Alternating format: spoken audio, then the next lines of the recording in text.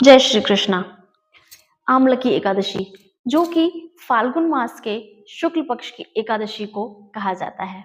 यह एकादशी विशेष महत्व रखती है क्योंकि इसमें भगवान विष्णु की स्तुति के साथ साथ आंवले के वृक्ष की स्तुति भी की जाती है, क्योंकि हमारी पौराणिक मान्यताओं के अनुसार भगवान श्री विष्णु का निवास होता है आंवले के वृक्ष में।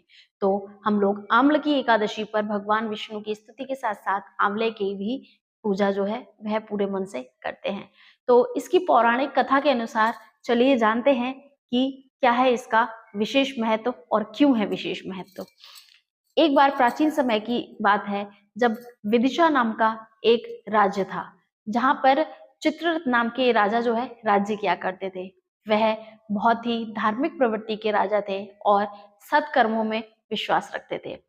उनकी ऐसी क्रियाओं के चलते उनकी प्रजा भी जो थी वह सतमार्ग पर चल रही थी और अपना समय जो है अच्छे से वे सभी राजा और पूरी प्रजा जो है व्यतीत करते थे।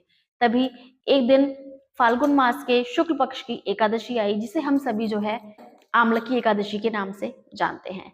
जब वह एकादशी आई तो राजा ने हमेशा की तरह व्रत रखा और अपनी प्रजा के साथ पूरे व्रत को विधि विधान से रखा।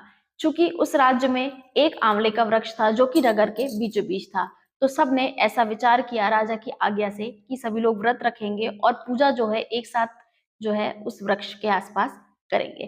तो ऐसा ही जो है उन्होंने एक विधि बनाई, एक नियम बनाया, जिसके चलते आंवले के वृक्ष के चारों तरफ सारी प्रजा और राजा जो है एकत्रित होकर आंवले के वृक्ष की भगवान श्री विष्णु के साथ स्तुति किया करते थे।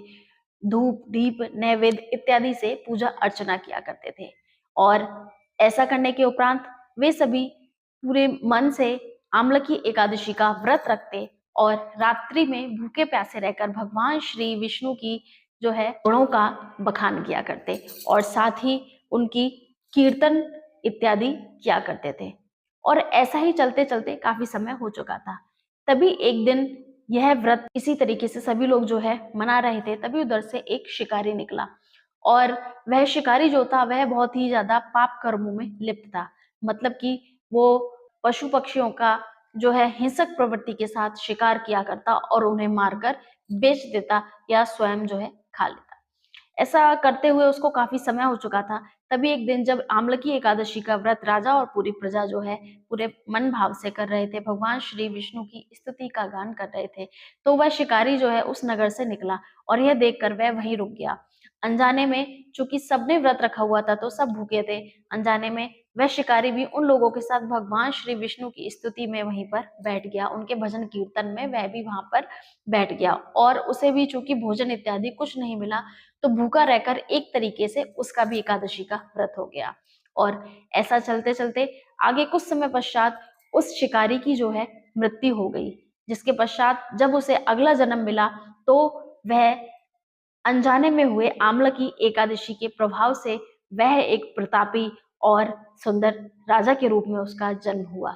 तो ये है एकादशी व्रत का प्रभाव, चाहे आप इसे जानकर करें या अनजाने में, जिसका व्रत का प्रभाव हमें अवश्य ही मिलता है। और यह प्रभाव व्रत के जितने होते हैं वह केवल हमें नहीं मिलते। एकादशी का व्रत ऐसा है जिसका प्रभाव हमारे साथ साथ हमारे पूर्वजों को भी प्राप्त होता है, क्योंकि इस युग में हम जितना ज्यादा सत्य कर्म करते हैं, जितनी ज्यादा पूजा इत्यादि करते हैं, उसका जो है फल ऊपर बैठे हमारे जो पितृ देव होते हैं उनको मिलता है। तो आप सभी से यही प्रार्थना है कि होलाष्टक के समय में चलने वाले इस फाल्गुन मास के शुक्ल पक्ष की एकादशी को पूरे मन और भाव से अवश्य करें। कोशिश करें कि व्रत नहीं कर सकते तो कथा को पढ़ें, पढ़ नहीं सकते तो कथा को सुनें और ज्यादा से ज्यादा लोगों तक इसको सुनाएं। सुनाने के लिए आप इस वीडियो को शेयर भी अवश्य कर सकते हैं। इसी के साथ आप सभी को आने वाली होली की हार्दिक शुभकामनाएं और इस आम्ल की एकादशी की भी पूरे हृदय से हार्दिक शुभकामनाएं। जय श्री कृष्ण।